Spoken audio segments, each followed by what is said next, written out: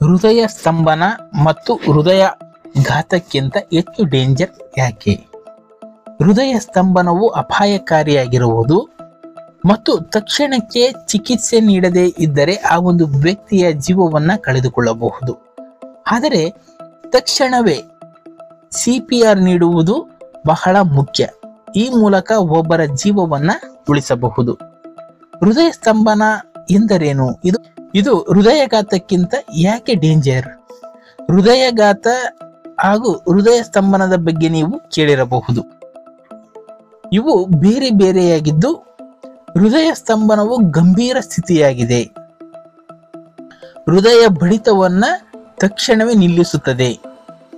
ರಕ್ತವು ದೇಹದ ಭಾಗಗಳಿಗೆ ತಲುಪುವುದನ್ನ ತಡೆಯುತ್ತದೆ.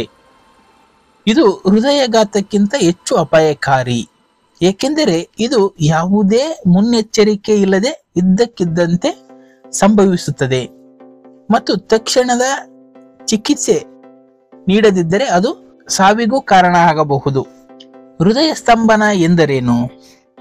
ಹೃದಯ ಸ್ತಂಭನವು ಹೃದಯವು ಇದ್ದಕ್ಕಿದ್ದಂತೆ ಬಡಿಯುವುದನ್ನ ನಿಲ್ಲಿಸುವ ಸ್ಥಿತಿಯಾಗಿದೆ. ಹೃದಯವು ಇದ್ದಕ್ಕಿದ್ದಂತೆ ಬಡಿಯುವುದನ್ನ ನಿಲ್ಲಿಸುತ್ತದೆ.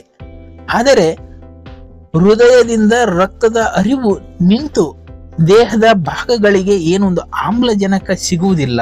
ಈ ಸ್ಥಿತಿಯಲ್ಲಿ ತಕ್ಷಣಕ್ಕೆ ವೈದ್ಯರು ಏನೊಂದು ತುರ್ತು ಸ್ಥಿತಿಯ ಅಗತ್ಯವಿರುತ್ತದೆ. ಈ ಒಂದು ಸ್ಥಿತಿಯಲ್ಲಿ ವ್ಯಕ್ತಿಯು ಕೆಲವೇ ನಿಮಿಷಗಳಲ್ಲಿ ಒಂದು ಜೀವವನ್ನ ಕಳೆದುಕೊಳ್ಳಬಹುದು. ಹೃದಯಘಾತ ಮತ್ತು ಹೃದಯ ಸ್ತಂಭನದ ನಡುವಿನ ವ್ಯತ್ಯಾಸವೇನು? ಹೃದಯಘಾತ ಮತ್ತು ಹೃದಯ ಸ್ತಂಭನವು ಎರಡು ಗಂಭೀರ ಹೃದಯಕ್ಕೆ ಸಂಬಂಧಿಸಿದ ಪರಿಸ್ಥಿತಿಗಳು, ಆದರೆ ಅವು ಪರಸ್ಪರ ಭಿನ್ನವಾಗಿದೆ.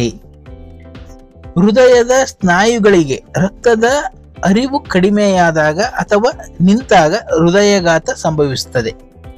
ಇದು ಹೃದಯದ ಸ್ನಾಯುಗಳಿಗೆ ಹಾನಿಯಾಗುತ್ತದೆ. ಅದೇ ಸಮಯದಲ್ಲಿ ಹೃದಯ ಸ್ತಂಭನ ಹೃದಯದ ಬಡಿತವು ಇದ್ದಕ್ಕಿದ್ದಂತೆ ನಿಲ್ಲಿಸುತ್ತದೆ. ಇದರಿಂದ ದೇಹ ರಕ್ತವನ್ನ ಪಡೆಯುವುದಿಲ್ಲ ಮತ್ತು ವ್ಯಕ್ತಿಯು ತಕ್ಷಣವೇ ಪ್ರಜ್ಞಾಹೀನ ಪರಿಸ್ಥಿತಿಯನ್ನ ತಲುಪಬಹುದು. ಹೃದಯ ಸ್ತಂಭನವು ಏಕೆ ಹೆಚ್ಚು ಅಪಾಯಕಾರಿ? ಹೃದಯ ಸ್ತಂಭನವು ಹೆಚ್ಚು ಅಪಾಯಕಾರಿ ಏಕೆಂದರೆ ಇದು ಯಾವುದೇ ಒಂದು ಮುನ್ನೆಚ್ಚರಿಕೆ ಇಲ್ಲದೆ ಇದ್ದಕ್ಕಿದ್ದಂತೆ ಸಂಭವಿಸುತ್ತದೆ. ತಕ್ಷಣ ಒಂದು ಚಿಕಿತ್ಸೆಯನ್ನ ಒದಗಿಸದಿದ್ದರೆ ಜೀವಕ್ಕೆ ಹಾನಿಯಾಗಬಹುದು.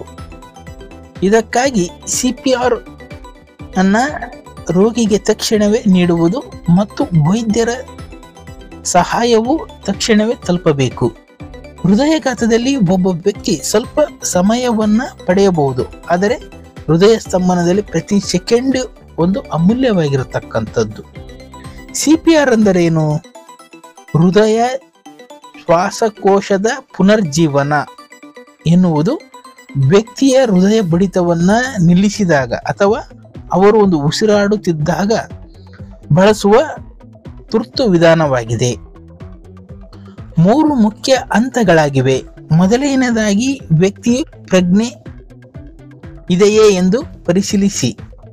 ನಂತರ ನಿಮ್ಮ ಕೈಗಳನ್ನ ಎದೆಯ ಮಧ್ಯದಲ್ಲಿ ಇರಿಸಿ ಈ ರೀತಿಯಾಗಿ ಪ್ರಥಮ ಚಿಕಿತ್ಸೆಯನ್ನ ಮಾಡಬೇಕು.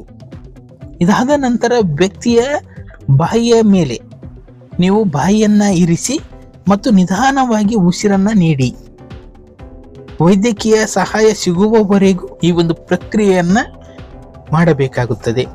ಸರಿಯಾದ ಸಮಯದಲ್ಲಿ CPR ನೀಡುವುದು ಜೀವ ಉಳಿಸಬಹುದು. ತಜ್ಞರ ಅಭಿಪ್ರಾಯವೇನು? ಹೃದಯ ಸ್ತಂಭನವನ್ನ ತಪ್ಪಿಸಲು ನಾವು ನಮ್ಮ ಹೃದಯದ ಬಗ್ಗೆ ವಿಶೇಷ ಕಾಳಜಿಯನ್ನ ವಹಿಸಬೇಕು ಎಂದು ಆರೋಗ್ಯ ತಜ್ಞರು ನಂಬುತ್ತಾರೆ. ಆರೋಗ್ಯಕರ ಆಹಾರ, ದೈನಂದಿನ ವ್ಯಾಯಾಮ ಮತ್ತು ಒತ್ತಡದ ತಡೆಗಟ್ಟುವಿಕೆ ಅದರ ಅಪಾಯವನ್ನ ಕಡಿಮೆ ಮಾಡಬಹುದು. ಇದಲ್ಲದೆ CPR ಬಗ್ಗೆ ತಿಳಿದುಕೊಳ್ಳುವುದು ಸಹ ಮುಖ್ಯವಾಗಿದೆ. ಇದರಿಂದ ನೀವು ಒಬ್ಬ ವ್ಯಕ್ತಿಯ ಜೀವವನ್ನ ಉಳಿಸಬಹುದು ಎಂಬುದು ತಜ್ಞರ ಅಭಿಪ್ರಾಯವಾಗಿದೆ.